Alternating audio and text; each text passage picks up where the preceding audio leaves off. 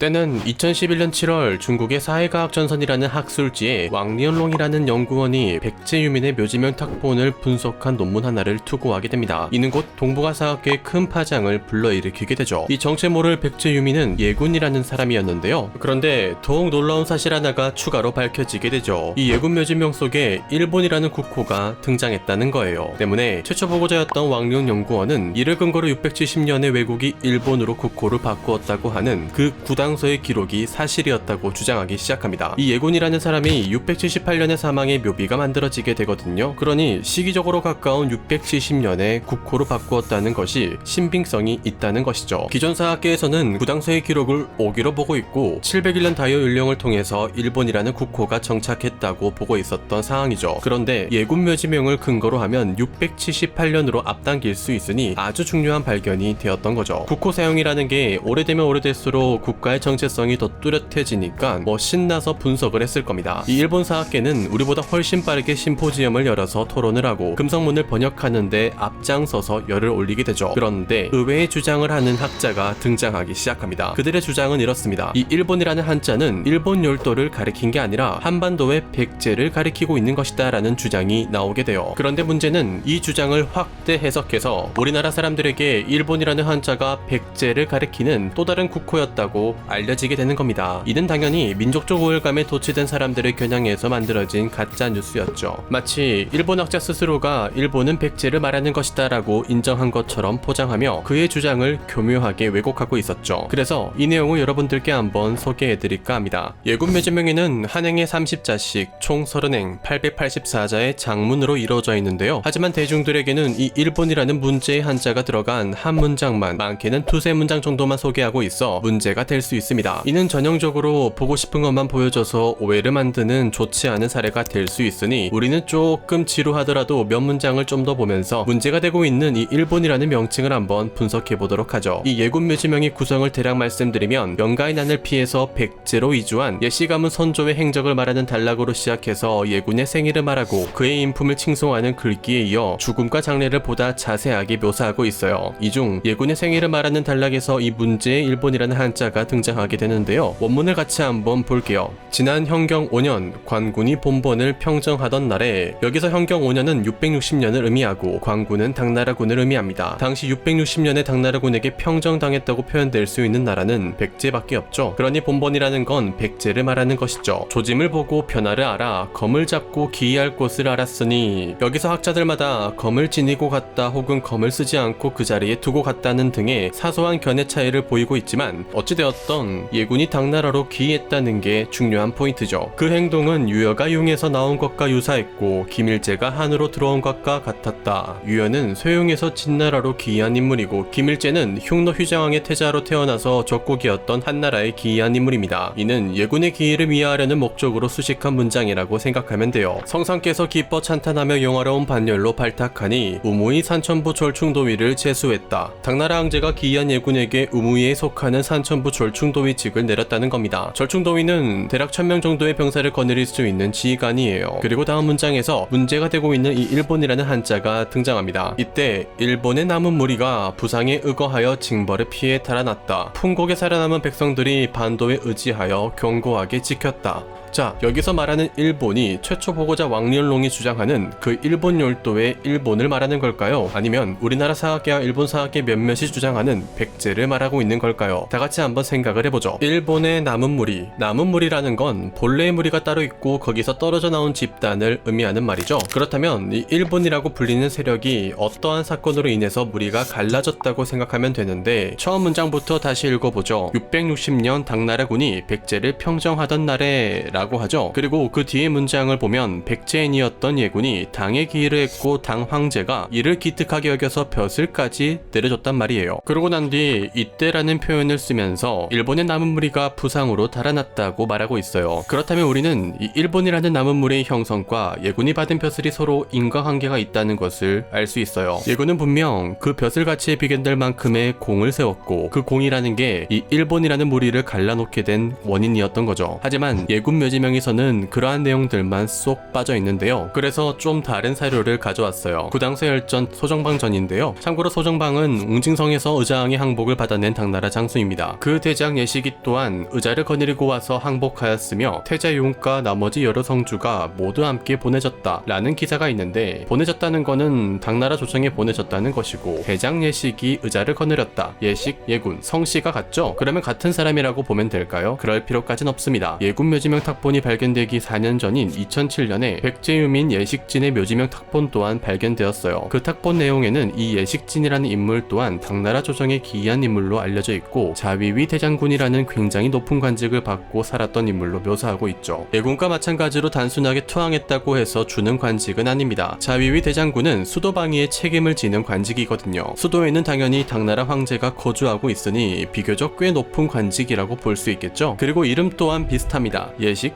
예식진. 물론 이름이 비슷하다고 해서 같은 사람으로 몰아갈 순 없습니다. 하지만 결정적 증거가 나오게 됩니다. 예식진의 손자 예인수의 묘지명 탁본 또한 발견되었죠. 예인수의 묘지명에는 그의 할아버지 예식진이 감추고 있었던 그 모종의 거래에 대해서 직설적으로 언급하고 있어요. 왕이 하늘의 명을 받아 동쪽으로 가서 내조하지 않는 나라를 토벌하니 곧 백제왕을 이끌고 고종 황제에게 기이하였다 라는 말이 나옵니다. 그러면 이제 우리는 이 예인수의 묘지명으로 예식과 예식진이 같은 인물이었다는 것을 알 수 있죠. 그리고 예군 또한 예인수 묘지명에서 직접 언급되며, 예식진과 예군은 같은 웅징성의 성주였던 예씨 가문이었다는 게 밝혀집니다. 예군이 예식진의 2살 많은 형이었다고 합니다. 다시 구당서를 한번 볼게요. 그 대장 예식이 또한 의자를 거느리고 와서 일개의 성주가 나라의 국왕을 거느릴 수 있을까요? 일반적인 상식으로 생각해도 말이 안 되는 일이죠. 그렇다면 우리는 이 거느렸다는 표현과 예인수 묘지명에서 말하는 백제왕을 이끌고라는 표현으로 봤을 때 예식진이 의자왕을 배신해서 당에 넘겼다고 생각할 수밖에 없습니다. 그 결과 받았던 게 저 벼슬들이었던 거죠. 예식진이 의자왕을 배신해서 받은 관직은 종삼품에 해당하는 귀덕장군입니다. 이후에 승진해서 자위위 대장군이 된 거죠. 다시 예군 묘지명으로 돌아올게요. 자, 이제 우리는 예씨 가문의 배반 행위를 정확히 알았습니다. 그렇다면 이 일본의 남은 무리라는 것은 예씨 가문으로 인해 멸망한 백제의 남은 세력이라고 해석해도 전혀 무리가 없겠죠. 문자 그대로 해석해도 백제일 확률이 다분합니다. 일본이 무슨 뜻입니까? 해가 뜨는 근본 혹은 근원, 즉 해가 뜨는 동쪽을 의미하는 거죠. 당시 당나라 입장에서는 동쪽에 있는 국가가 고구려 백제 신라 그리고 외국이니까 글자 그대로 해석해도 백제가 될 수 있는 거죠. 당시 중국인들은 그들이 말하는 중원을 제외하면 변방의 지리에 대해서는 거의 무관심에 가까웠기 때문에 대충 동쪽을 의미하는 용어로 나라를 지칭하는 경우가 허다했습니다. 이는 바로 뒤에 나오는 부상, 풍국, 반도 등에서도 그와 유사한 사례를 찾아볼 수 있는데요. 일본의 남은 무리가 부상에 의거하여 징벌을 피해 달아났다. 그럼 이 부상은 또 어디를 말하는 걸까요? 이 부상이라는 것은 설화 속에 존재하는 해가 떠오르는 나무를 말하는 말인데요. 여기다 나라 국자를 붙이면 그 나무가 있는 전설 속 국가를 가리키는 용어로 사용됩니다. 마찬가지로 해가 떠오르는 나무이다 보니까 동쪽을 가리키는 운유적 표현으로 사용되죠. 이 부상은 예군 묘지명 외에도 여러 사료에서 사용된 기록이 많습니다. 평제비에서는 부상을 백제라고 말하고 삼국유사에서는 부상을 신라라고 말하죠. 부상일기에서는 부상을 또 외국이라고 말합니다. 이렇듯 부상은 한 나라에 국한되어 있지 않고 동쪽 경계에 있었던 나라를 말할 때 두루 쓰이던 용어였어요. 자, 그럼 다시 예군 묘지명으로 돌아와서 볼게요. 일단 일본은 백제라고 가정하고 부상에다가는 앞에서 말한 나라들을 대입시켜보죠. 삼국유사에서처럼 부상을 신라로 여기고 대입해보면 백제의 남은 무리들이 징벌을 피해서 신라로 달아났다. 백제를 멸망시킨 주요 세력은 당나라와 손을 잡은 신라죠. 그런데 백제의 남은 무리가 징벌을 피해서 갔다는 곳이 신라가 될 수도 없어요. 오히려 신라행은 죽음을 자초하는 행동이지 않습니까? 그러니까 신라는 후보에서 탈락. 그럼 평제비에서 말하는 것처럼 부상에 백제를 대입해보죠. 백제의 남은 무리가 징벌을 피해서 백제로 달아났다. 단순하게 생각해보면 조금 말이 안 되는 내용처럼 보이지만 앞에서 말하는 백제를 멸망 직전의 백제로 상정하고 부상을 백제 부흥군을 도왔던 친백제계 외국 세력으로 해석하면 문제가 없습니다. 실제로 백제 멸망 이후에 많은 백제인들이 외국으로 망명했고 외조정에서 백제 유민들을 수용한 것도 사실이죠. 하지만 이렇게 복잡하게 생각할 필요 전혀 없이 부상일기처럼 부상을 외국으로 두고 해석해도 전혀 문제가 되지 않습니다. 오히려 이 경우에는 여러 가지의 단서를 달지 않아도 충분히 합리성 있는 해석이 되죠. 앞서 말했듯 백제 멸망 시점에는 외국으로 망명한 백제계 호족들이 많이 있었기 때문이죠. 때문에 현재 우리 학계에서는 부상을 외국으로 보고 있어요. 여기서 눈치채신 분들도 있겠지만 이 일본과 부상 모두를 외국으로 봐도 말이 됩니다. 백제 부흥군을 도우러 출병한 왜군이 당수군에게 괴멸당해 본토였던 외국으로 달아났다. 이렇게 이렇게 해석하면 또 말이 되거든요. 뭐 아무튼 그 다음은 풍곡입니다. 이 풍곡은 고구려로 보는 견해와 백제로 보는 견해, 이 두 가지 견해가 존재하는데요. 먼저 풍곡을 고구려라고 하는 주장에 대해서 한번 알아보죠. 이 풍곡이라는 것도 다들 아시는 것처럼 당대에 있었던 한 나라에 기속된 국호가 아니에요. 관용적 표현으로 보고 이 풍곡이라는 한자가 담고 있는 그 뜻을 기반으로 해서 지역을 유추해야 되죠. 이 풍자가 바람풍이지 않습니까? 그런데 우리나라의 신화 중에서는 풍백과 관련된 신화가 있죠. 그 풍백이 환웅과 함께 하늘에서 내려와서 나라를 세웠는데 그게 고조선이 되었다라는 건국 신화가 있죠. 그런 고조선의 수도를 왕검성이라고 합니다. 삼국유사에 따르면 고구려 또한 고조선을 계승한 국가라고 나와 있고 그 고구려는 장수왕 때 평양성으로 수도를 옮깁니다. 때문에 고조선과 고구려는 이 평양이라는 공통 분모를 갖고 있어서 이 풍곡을 고구려로 봐야 한다는 그런 견해가 있는 거예요. 사실 저도 이 부분은 신화에 기반한 추론이다 보니까 완벽한 설득력을 갖고 있다고 보진 않습니다. 여러분들도 아마 저와 생각이 비슷할 거라고 보는데요. 정조대학의 갈기훈 교수 또한 풍곡을 고구려라고 보는데 그 근거로는 풍구라는 또 다른 명칭을 제시합니다. 이 풍구는 부상처럼 전설에 기반해 만들어진 지명인데요. 흔히 북쪽의 가상국가 혹은 땅을 가리킬 때 두루 쓰이던 명칭이었어요. 그런 풍구가 당대의 고구려를 가리킨 사례가 있다고 합니다. 이 풍구는 바람풍자의 언덕구자를 써서 바람의 언덕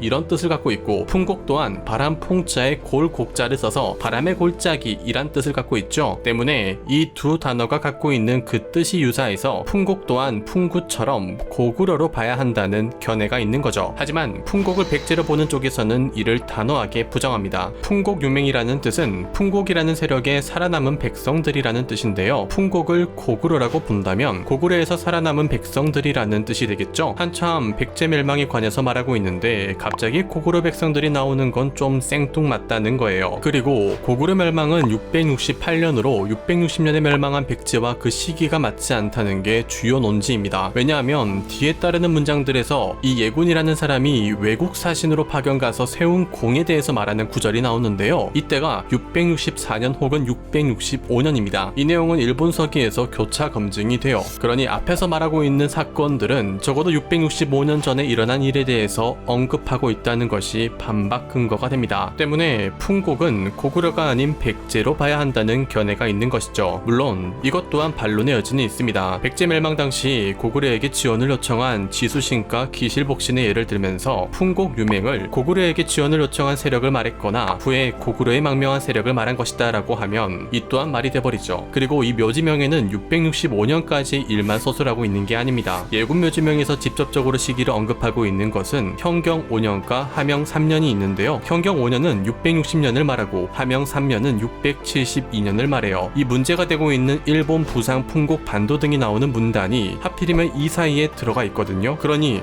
665년이라고 단정하기에도 무리가 있는 거죠. 자, 그 다음은 굉장히 골치 아픈 반도입니다. 이 반도는 수명이 늘어난다고 하는 신화 속의 복숭아인데요. 그러다 보니까 불로초를 열심히 찾고 다녔던 진시황의 일화에서도 이 반도에 관한 설화가 나오죠. 이 반도라는 특별한 과일은 보통 동중국해 어딘가에 섬이 하나 있고 그 섬에 반도가 주렁주렁 열려 있다고 하는데 그 섬의 위치가 동중국해에 있다 보니까 이 역시나 동방을 가리킬 때 사용되는 관용적 표현으로 사용하게 됩니다. 이 때문에 반도가 가리키는 지역은 외국, 고구려, 신라, 백제 등의 아주 다양한 견해들로 해석하고 있어요. 하나하나 풀어보면 이 역시나 전부 다 말이 됩니다. 그렇지만 전부 소개해드리기에는 사실 너무나 복잡하고 동영상이라는 매체의 한계가 있기 때문에 여기까지만 하도록 할게요. 제가 여러분들께 드리고 싶은 메시지는 이미 충분히 다 전달이 된 것 같습니다. 여기까지 쭉 보신 분들이라면 느끼시는 감정이 딱 하나 있으실 거예요. 바로 답답함이죠. 지금 내용을 쭉 보시면 아시겠지만 일본 부상 풍곡 반도라는 이 알 수 없는 명칭들은 그 어떠한 나라들을 대입해도 말이 만들어집니다. 그렇게 우리는 이런 생각까지 하게 되죠. 차라리 속 시원하게 당시에 통용되던 국호를 적었다면 이런 문제가 발생하지 않았을 텐데 왜 굳이 국호를 쓰지 않았을까? 이 묘지명에서는 별려체라고 하고 있는 한문 문체를 사용하고 있어요. 별려체에 대해서 설명드리는 것보다 저의 이야기를 한번 말씀드리면서 설명드리는 게 이해가 훨씬 빠를 것 같습니다. 여러분들도 학창시절에 시에 대해서 공부하면서 시를 한번 써본 적이 있지 않습니까? 이때 저를 가장 골치 아프게 했던 건 운유적으로 표현하는 것도 어려웠지만 완벽한 대고를 맞추는 게 굉장히 어려웠죠. 맞아요. 이 묘지명을 장문한 문사도 저와 비슷한 생각을 했을 겁니다. 아니, 저보다 더 심도 깊은 고민을 했겠죠. 문사 자신이 할 수 있는 한에서 최대한의 문장량을 끌어내서 이 한자라는 비교적 굉장히 짧고 제한적인 문자에 그 의미를 압축해 넣었던 것이 지금 우리가 보고 있는 이 문장들이에요. 일본어로 시작해 부상으로 이어지는 문장과 풍곡으로 시작해 반도로 이어지는 문장은 서로 완벽한 대구를 이루고 있죠. 일본과 풍곡은 각각 해와 바람이라는 자연현상을 공통분모로 갖고 있는 명칭이죠. 부상과 반도 또한 전설 속 지명이라는 공통분모를 갖고 있는 명칭입니다. 앞서 설명드린 것처럼 전설 속 지명들로 빗대어 말하는 건 당시 동방의 국가를 지칭할 때 두루 쓰이던 표현 방법 중 하나였어요. 이 완벽한 대구를 이루기 위해서 고민했던 문사는 풍곡이라는 나라가 없으니 풍곡의 관용적 표현이라는 속성을 선택해 사용했겠죠. 그렇다면 당연히 풍곡과 대구로 이르는 일본 또한 관용적 표현이라는 속성을 선택해 사용했을 확률이 큽니다. 그리고 이 문사가 이 일본이라는 한자를 선택해 사용할 때는 국호라는 속성은 단언컨대 절대 없었을 겁니다. 한참을 은유적으로 표현하고 있는 와중에 이 일본 하나만을 직설적으로 표현했다고 믿는 것은 문학적 관점으로 봤을 때 너무 자의적인 해석일 뿐인 거죠. 또한 매체에서 많이 인용되고 있는 그 일본 사학자는 나라얀 대학의 도노 아레유키 교수인데요. 그는 예군 묘지명에서 나오는 일본이 백제를 가리키고 있다, 이것만 말하는 게 아닙니다. 당시 일동과 일성 등이 신라나 고구려를 가리킨 사례가 있다는 것을 지적하며 이 일본 또한 당시 동방의 국가를 표현할 때 사용된 관용적 표현 중 하나였다라고 주장하는 거예요. 그런데 이걸 갖고 일본은 백제의 또 다른 국호였다라고 하는 건 이상한 결론이지 않습니까? 이 일본이라는 한자가 한반도를 거쳐서 일본으로 갔다, 이거는 어느 정도 가능성이 있는 추론이죠. 사실 그 어떠한 나라들을 각각 대입해도 자연스러운 문장이 만들어진다는 것은 반대로 말해서 이 문장 자체가 굉장히 중의적으로 표현되고 있다는 것이죠. 그런데도 불구하고 우리는 왜 이 일본이라는 한자에 집착하고 있었던 걸까요? 어쩌면 우리는 본질을 잊고 너무 많은 의미를 부여하려고 했던 게 아닐까요? 그저 묘지명의 아름다운 문장들로 가득 순화했던 문사의 노력을 뒤로한 채로 그저 우리가 원했던 답만 찾아 헤맸던 게 아닐까 합니다. 그러니 이제 놓아주도록 하죠. 사실 이 묘지명에 적혀있는 글귀들은 천천히 읽어보면 처음부터 끝까지 시종일관 당시에 유행했던 온갖 추상적인 표현들을 다 끌어다 쓰고 있어요. 그렇게 만들어진 문장들은 꽤나 유려합니다. 여러분들도 보실 수 있게끔 국사편찬위원회에서 해석해 놓은 번역물 링크를 남겨놓을게요. 여러분들의 소중한 시간을 투자해서 부족한 제 영상을 봐주셨는데 끝이 좀 허무하시죠? 그래도 우리는 한 가지 명확하게 알아가는 게 있지 않습니까? 현재 이 일본이 쓰고 있는 국호는 그들 스스로가 생각하여 만들어낸 게 아니라 당대에 사용되고 있었던 관용적 표현을 가져다 썼다는 것을요.